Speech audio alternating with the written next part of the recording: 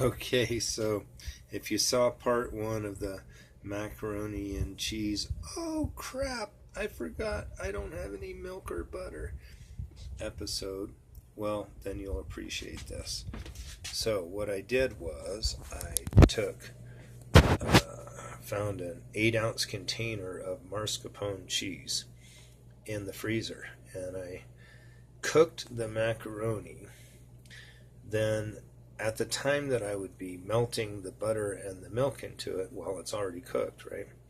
I just put in the frozen giant glob of mascarpone cheese, stuck it in the center, and then poured a little bit of the pasta water over, which was nice and hot. And then I just stuck it in this pan here for um, probably about 15 minutes, and just a very, very low, like really low, like if you were steaming rice or something, that low. And that was enough to melt the cheese. And then I just stirred it up a little bit, threw some breadcrumbs on top, let it cook on that same very low temperature for maybe another 10 minutes, and it got all nice and crispy, as you can see.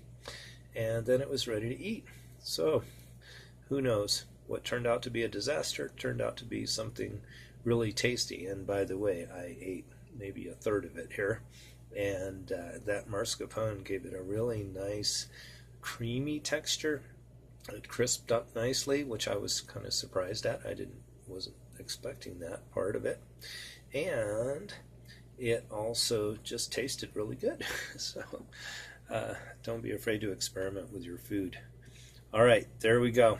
That's enough. See that nice crusty edge there with the bubbles on it? I love that kind of stuff.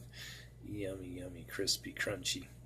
All right, that's the end of this video. See you later. Bye-bye. Live well, eat well, and be happy.